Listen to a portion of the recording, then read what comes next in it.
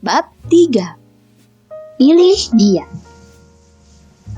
Seminggu setelah masuk sekolah, Jose mendapat kejutan lain. Pagi itu seperti biasa, ayah Calvin mengantarnya ke sekolah. Rupanya di sebelah mobil mereka telah terparkir manis sebuah sedan hitam. "Wah, Jose, kita keduluan," kata ayah Calvin sambil mengerling ke arah sedan itu. Tiba-tiba dari pintu mobil sebelah kiri, seorang gadis kecil bermata biru melompat keluar. Ia tersenyum lebar sambil menarik tangan Jose. "Pagi malaikat," sapanya. Jose mengerutkan kening. "Malaikat? Aku bukan malaikat. Yang malaikat itu ayahku." Ya, bagi Jose, ayah Calvin adalah malaikatnya. Malaikat taman bermata sipit. Gadis yang menarik tangannya itu bernama Sylvie. Ia cantik, bermata biru, dan berdarah Manado Borgo, atau Manado keturunan Belanda. Sylvie merupakan anak paman Revan, sahabat ayah Calvin.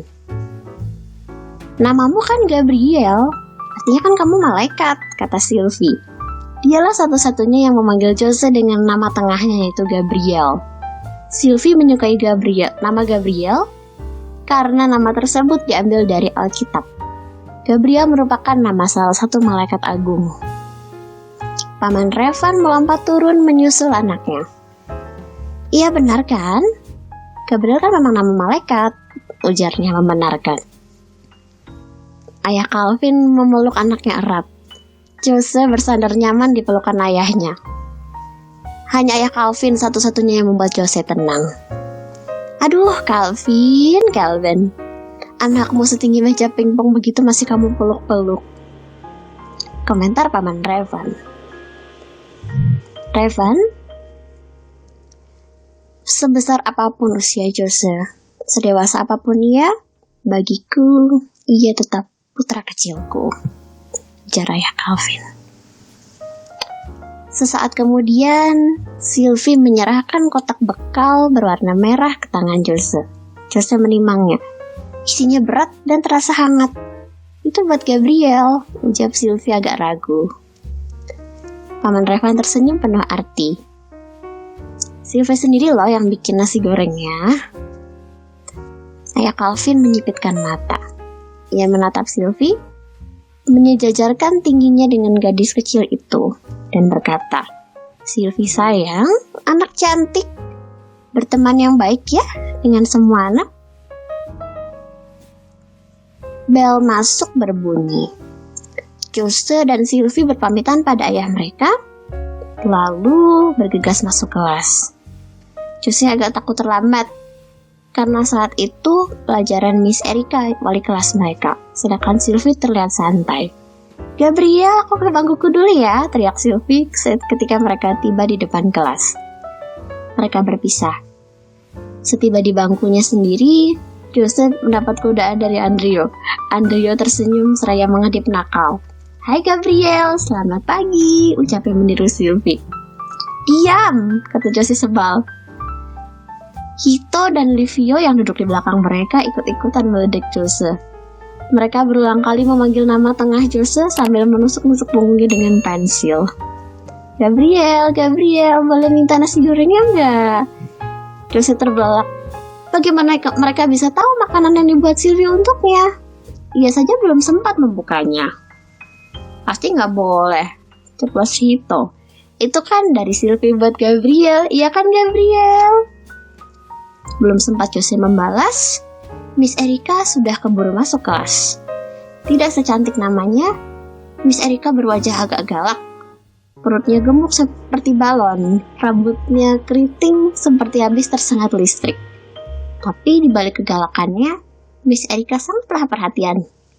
"Selamat pagi anak-anak," ujarnya. "Pagi Miss," balas anak-anak serempak. "Anak-anak, hari ini kita akan memulai pemilihan ketua kelas. Ini calon-calonnya." Tangan Miss Erika bergerak menuliskan nama-nama ketua kelas di whiteboard. Jose tak sadar jika namanya termasuk dalam 3 calon ketua kelas. Ahmad Andrio Aryan, Jose Gabriel Calvin, Pringadi Amran. Hito yang melihat tulisan di papan tulis itu. Ia berkata, "Jose, namamu ada di situ." "Benarkah?" Jose nampak kaget. Ia tak pernah mencalonkan diri sebagai ketua kelas. "Jose Gabriel Calvin, kau harus mau jadi ketua kelas," kata Miss Erika tegas. "Kalau tidak, aku akan melaporkan pada ayahmu," ancamnya. Jose tak bisa menolak. Ayah Calvin merupakan ketua yayasan di sekolah swasta itu. Jose tak ingin membuat ayahnya sedih. Terpaksa dia pun terpilih dalam bursa calon ketua kelas itu. "Anak-anak, kalian punya waktu seminggu untuk memilih ketua kelas yang kalian inginkan. Silahkan kirim namanya ke alamat email saya." Jari-jari gemuk Miss Erika lagi-lagi menuliskan sebuah alamat email di papan tulis. Kemudian pelajaran dilanjutkan. Suasana kelas tak sehoror biasanya. Biasanya matematika menjadi pelajaran yang ditakutkan sebagian besar murid. Namun, pagi ini mereka sibuk mendiskusikan siapa calon ketua kelas favorit mereka. Sekolah Jose tergolong mewah. Laboratoriumnya lengkap, mulai dari laboratorium sains, komputer, hingga bahasa. Ada 10 kelas di setiap tingkatnya. Kelas Jose terletak di lantai 7. Sekolah tersebut full AC dan memiliki fasilitas olahraga yang lengkap. Setiap kelas dipimpin oleh ketua kelas. Ketua kelas bertanggung jawab memimpin doa, memastikan kelas kondusif saat pelajaran berlangsung, melindungi teman-teman sekelas, memastikan uang kas kelas berjalan lancar, dan memastikan setiap kelas ada perwakilan bila yayasan mengadakan acara. Jabatan ketua kelas membuat pemiliknya disayangi guru dan disukai teman. Guru-guru akan memberikan nilai bagus dan memberi kemudahan bila harus mengikuti dispensasi untuk acara yayasan. Teman-teman akan segan padanya. Namun, jabatan tersebut juga tidak enak. Karena kalau kelasnya tidak punya perwakilan untuk acara yayasan yang banyak itu, ketua kelas sendirilah yang terpaksa harus maju. Kelas Jose mulai tegang. Mereka mulai mendiskusikan siapa yang akan mereka pilih sebagai ketua kelas. Sedangkan Jose, Andrio, Livio, dan Hito santai aja. Meski dalam hati, mereka tidak ingin Adi terpilih sebagai ketua kelas. Adi atau Pringadi Amran, bocah bertubuh kekar, berlengan besar, dan berkulit gelap itu tidak disukai sebagian anak. Ia sering membuat kekacauan dan menyombongkan diri atas kekuasaan bapaknya yang merupakan pejabat penting. Adi pernah menantang Jose berkelahi, menyembunyikan botol obat milik Andrio di balik lemari buku, mengecek mata Sylvie, menenggelamkan Rosario Maria di kolam renang, dan mencuri sandal Miss Erika saat beliau sholat di masjid.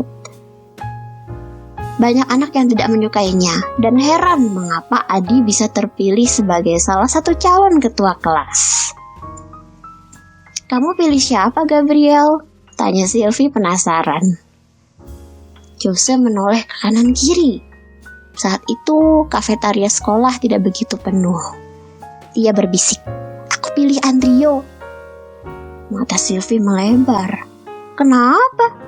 Andrio kan sakit. Beda sama kita." Jose mengangkat alis. "Aku percaya Andrio bisa. Lagi pula Andrio itu baik, pintar, dan pernah jadi wakil ketua kelas 2 tahun lalu. Cari pemimpin tuh yang berpengalaman dong." Sylvie masih nampak ragu. "Masa sih Andrio bisa memimpin kelas kalau dia punya penyakit?" Jose lagi-lagi menyanggah ucapan Sylvie. "Apapun keadaannya, aku percaya Andrio bisa." Ajaran ayah Calvin tentang anak berkebutuhan khusus terngiang di kepala Jose. Ayah Calvin mengajarkan Jose untuk berteman dengan anak-anak berkebutuhan khusus, mempercayai mereka, dan tidak meragukan kemampuan mereka. "Kenapa nggak pilih diri kamu sendiri aja, Gabriel?" usik Sylvie. "Aku," Jose tertawa. "Enggak lah. Aku bukan apa-apa dibandingkan Andrio. Lihat dia, semangatnya besar. Kamu juga ikut milih ya, jangan golput. Oke Gabriel. Akhir dari bab 3.